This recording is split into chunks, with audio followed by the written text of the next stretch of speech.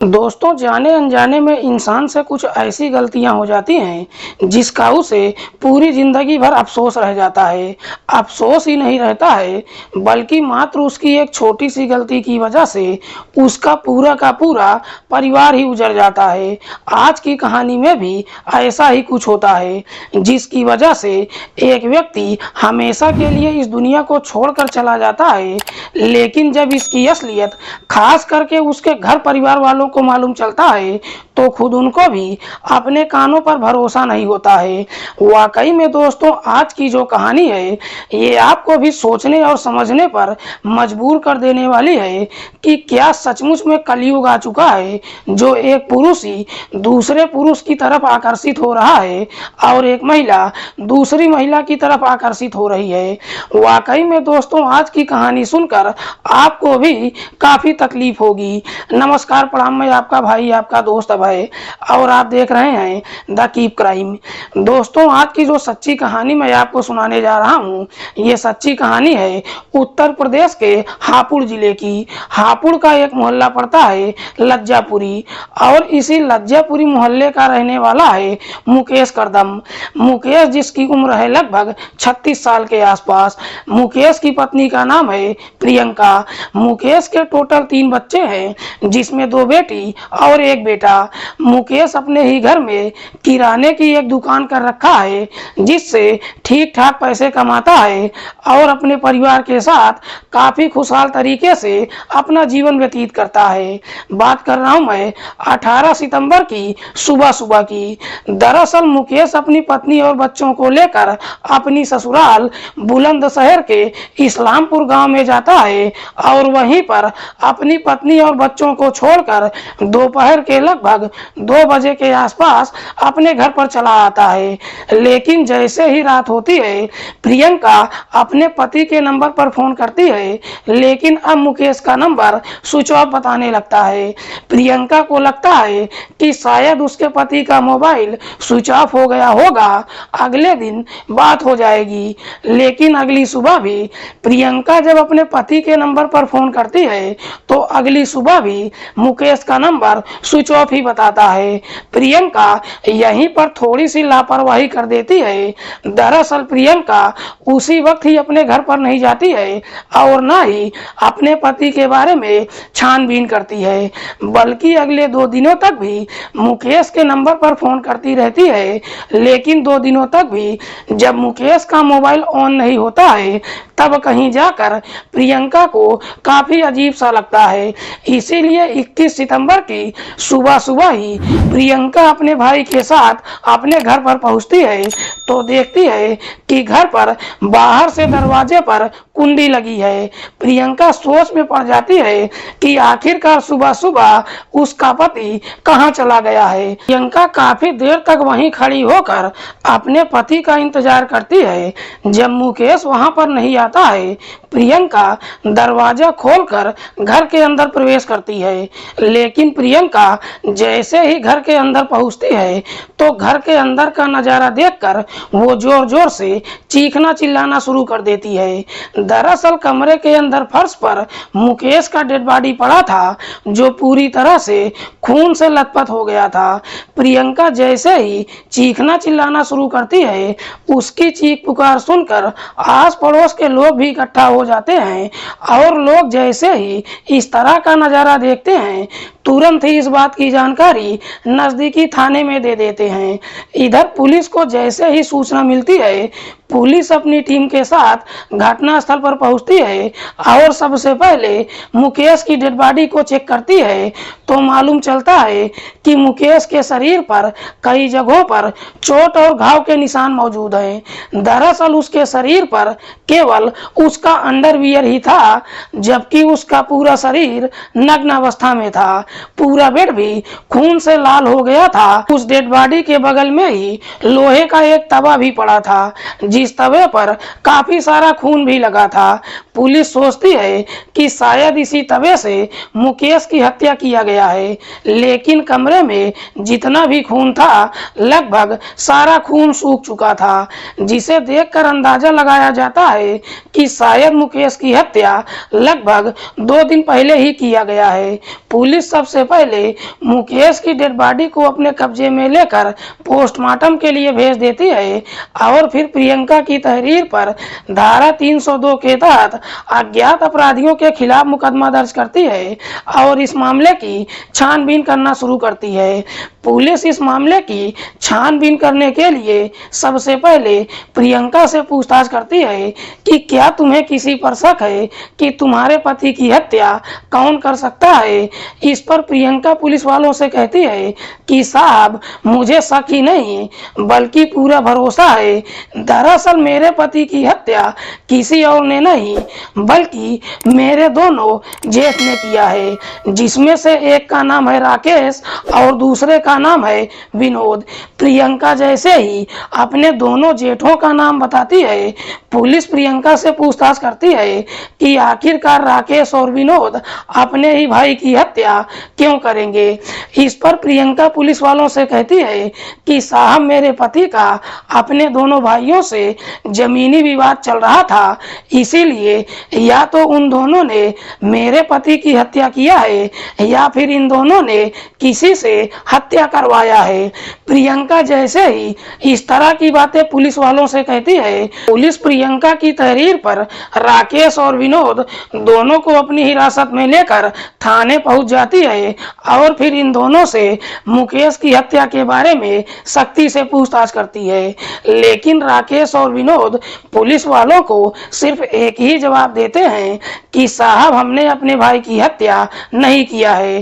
दरअसल हम दोनों ही अपने भाई से बेपनाह मोहब्बत करते थे। राकेश और विनोद जब अपनी जिद पर उतर जाते हैं, पुलिस को लगता है कि शायद ये दोनों इतनी आसानी से सच बताने वाले नहीं हैं, इसीलिए पुलिस अब इन दोनों के मोबाइल का कॉल डिटेल के साथ साथ इनके मोबाइल का लोकेशन भी निकालती है।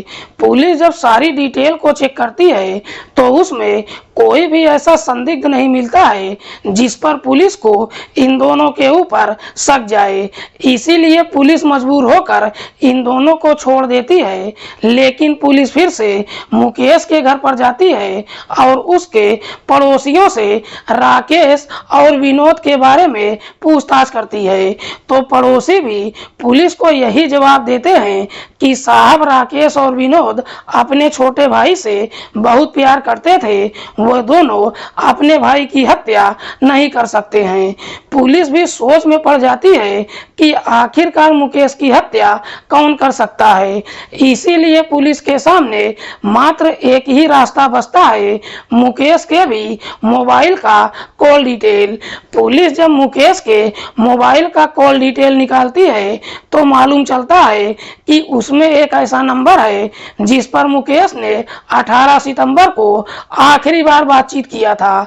दरअसल मुकेश ने उस नंबर पर एक बार नहीं बल्कि उस दिन कई बार बातचीत किया था। पुलिस जब उस नंबर का डिटेल निकालती है तो मालूम चलता है कि वो नंबर किसी हुसैन के नाम पर रजिस्टर्ड है। हुसैन जिसकी उम्र है लगभग 32 साल, जो मेरठ जिले के धौल गांव का रहने वाला है। पुलिस जब हुसैन के मोबाइल का लोकेशन निकालती है तो मालूम चलता है कि 18 सितंबर को हुसैन के मोबाइल का लोकेशन भी मुकेश के घर के आसपास का ही दिखाई दे रहा था। पुलिस जब मुकेश के घर के आसपास लगे सीसीटीवी को चेक करती है तो मालूम चलता है कि 18 सितंबर की शाम के लगभग 7 बजे के आसपास मुकेश के साथ एक व्यक्ति उसके घर के अंदर जाते हुए दिखाई देता है और अगली सुबह 4 बजे के आसपास उसके घर से वो व्यक्ति अकेला ही बाहर निकलता है। पुलिस मोबाइल कंपनी से हुसैन का फोटो निकलवाती है और उसका फोटो मुकेश के घर वालों को दिखाती है, लेकिन कोई भी व्यक्ति उस फोटो को देखकर पहचान नहीं पाता है। सब के सब एक ही बात कहते हैं कि साहब हम इस व्यक्ति को नहीं जानते हैं। इसीलिए पुलिस अपनी टीम के साथ हुसैन के घर पर जाती है तो मालूम चलता है कि हुसैन भी शादीशुदा है। हुसैन की पत्नी का नाम है नसरीन बानो। हुसैन के 2 बच्चे भी हैं। पुलिस जब नसरीन से उसके पति हुसैन के बारे में पूछताछ करती है तो नसरीन कहती है कि साहब मेरे पति मोदी नगर में अपनी दुकान कर रखा है, वो वहीं पर रहता है, कभी कभार ही घर पर आता है। पुलिस तुरंत ही अपनी टीम के साथ मोदी नगर हुसैन की दुकान पर जाती है, लेकिन पुलिस जब हुसैन की दुकान पर पहुंचती है तो देखती है कि हुसैन की दुकान बंद है। पुलिस जब आसपास के दुकानदारों से हुसैन के बारे में पूछताछ करती है तो आसपास के दुकानदार कहते हैं कि साहब हुसैन पिछले 3 दिनों से अपनी दुकान पर आया ही नहीं है। उसके बाद पुलिस हुसैन को हर जगह पर तलाश करती है, लेकिन हुसैन का कहीं कुछ पता नहीं चलता है। इसीलिए पुलिस हुसैन का मोबाइल सर्विलांस पर डाल देती है। तभी 25 सितंबर को हुसैन का मोबाइल ऑन हो जाता है और उसका लोकेशन हापुड़ के मोर्चरी रोड का दिखाई देता है। पुलिस को जैसे ही लोकेशन मिल जाता है, पुलिस अपनी टीम के साथ मोर्चरी रोड पर जाती है और वहां से हुसैन को अपनी हिरासत में लेकर थाने पहुंच जाती है और फिर हुसैन से मुकेश की हत्या के बारे में पूछताछ करती है। इस पर हुसैन भी बिना किसी सख्ती या दबाव के तुरंत ही अपनी सच्चाई कबूल कर लेता है। लेकिन हुसैन जब इस हत्या की पूरी कहानी बताता है तो वाकई में इसे सुनने के बाद खुद मुकेश के घर परिवार वालों को भी अपने कानों पर भरोसा ही नहीं होता है। दरअसल मुकेश और हुसैन की दोस्ती 1 महीना पहले ही फेसबुक के माध्यम से होती है। फेसबुक के माध्यम से ही दोनों एक दूसरे से बातचीत करने लगते हैं। बातचीत करते करते आखिरकार एक दिन मुकेश अपने दिल की बात हुसैन से बताता है। दरअसल मुकेश जो समलैंगिक संबंधों का बहुत बड़ा शौकीन होता है, लेकिन मुकेश जब अपने दिल की बात हुसैन से बताता है तब मुकेश को मालूम चलता है कि दरअसल हुसैन भी इस तरह का संबंध बनाने का बहुत बड़ा शौक रखता है। जैसे ही दोनों की जोड़ी मिल जाती है उसके बाद मुकेश और हुसैन के बीच में गहरी दोस्ती हो जाती है और फिर दोनों फोन के जरिए एक दूसरे से बातचीत करने लगते हैं। लगभग 1 महीने का समय गुजर जाता है, लेकिन दोनों कभी भी एक दूसरे से मुलाकात नहीं कर पाते हैं क्योंकि दोनों को मौका ही नहीं मिल पाता है। 18 सितंबर को प्रियंका अपने पति से अपने मायके जाने की बात कहती है। प्रियंका जैसे ही मायके जाने के लिए कहती है, मुकेश को मौका मिल जाता है। 18 सितंबर को मुकेश अपनी पत्नी और बच्चों को उसके मायके पहुंचाने से पहले ही हुसैन के नंबर पर फोन करता है और कहता है कि आज मैं अपने घर पर बिल्कुल अकेला हूँ, आज हमारे पास एक बढ़िया मौका है, क्या तुम मिलने के लिए मेरे घर पर आ सकते हो। पहले तो हुसैन मुकेश को मना कर देता है, लेकिन मुकेश जब उससे कहता है कि ऐसा मौका हमको दोबारा नहीं मिलेगा, आखिरकार हुसैन भी मुकेश की बात मान जाता है। सुबह सुबह मुकेश अपनी पत्नी और बच्चों को लेकर बुलंदशहर के इस्लामपुर गांव अपनी ससुराल में छोड़ देता है। दोपहर के वक्त अपने घर पर आता है और फिर हुसैन के नंबर पर फोन करता है और कहता है कि शाम होने से पहले ही मेरे घर पर आ जाओ। इधर हुसैन दोपहर के समय ही बस पकड़कर हापुड़ बस स्टैंड पर पहुंच जाता है, लेकिन जैसे ही बस स्टैंड पर पहुंचता है उससे पहले ही मुकेश अपनी बाइक लेकर हुसैन का इंतजार कर रहा था।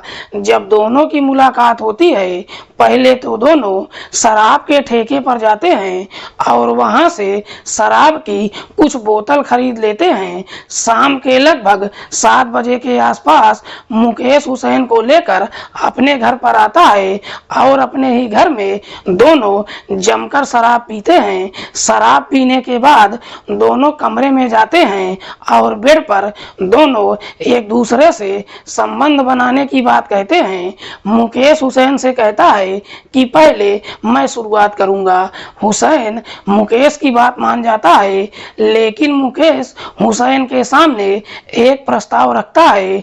मुकेश हुसैन से कहता है कि मुझे हाथ पैर बांधकर संबंध बनाने में काफी मजा आता है, लेकिन हुसैन इस बात के लिए तैयार नहीं होता है। मुकेश कहता है कि एक बार ये काम कर दो, उसके बाद जैसा तुम कहोगे मैं भी तुम्हारी बात मानूंगा। मुकेश जब जिद करने लगता है, आखिरकार हुसैन उसकी बात मान जाता है।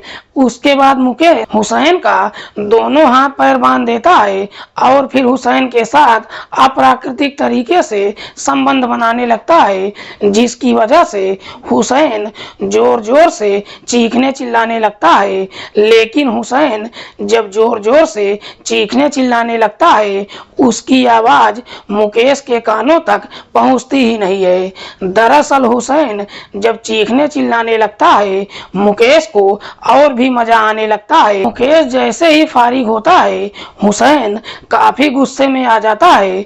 हुसैन इस प्रकार से गुस्से में आ जाता है कि उसी वक्त ही मुकेश से बदला लेने का तय कर देता है। अब हुसैन की बारी होती है। हुसैन भी मुकेश से कहता है कि मैं भी तुम्हारे साथ वैसा ही करना चाहता हूँ। हुसैन भी मुकेश का दोनों हाथ पैर बांध देता है और फिर मुकेश के साथ वैसा ही करने लगता है। लेकिन मुकेश जब चीखना चिल्लाना शुरू करता है तो हुसैन मुकेश के मुंह में कपड़ा ठूंस देता है, जिसकी वजह से मुकेश चीख भी नहीं पाता है। लेकिन हुसैन जैसे ही फारिग होता है, पानी पीने के बहाने किचन में जाता है और जब उसको कोई हथियार नहीं मिलता है तो किचन से ही लोहे का तवा उठा कर लाता है।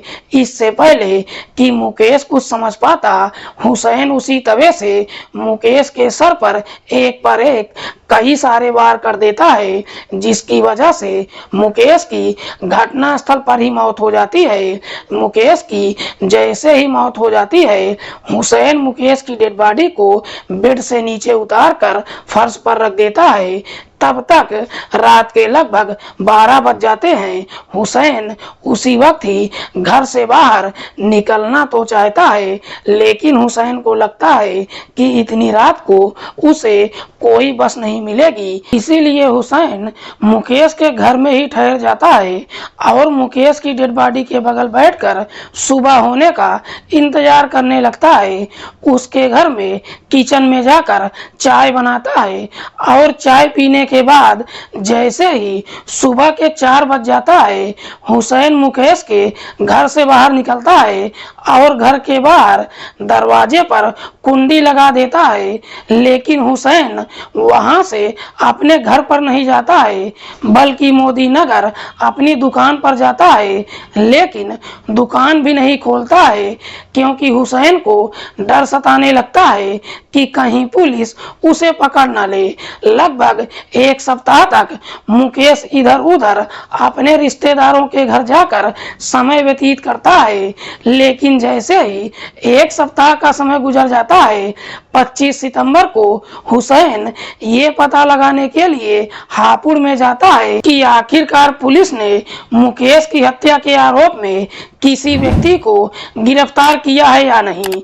लेकिन हापुड़ जाकर जैसे ही अपना मोबाइल ऑन करता है, उसका लोकेशन पुलिस को मिल जाता है। वाकई में हुसैन जब ये पूरी कहानी पुलिस को बताता है, पुलिस हुसैन की तहरीर पर उसे अपनी हिरासत में लेती है और उस पर गंभीर धाराओं में मुकदमा दर्ज करके जेल भेज देती है। दोस्तों, इस पूरी घटना के बारे में आप क्या सोचते हैं? आप अपनी राय कमेंट बॉक्स में हमको जरूर दीजिएगा। मिलते हैं किसी और सच्ची कहानी के साथ। तब तक के लिए नमस्कार। जय हिंद।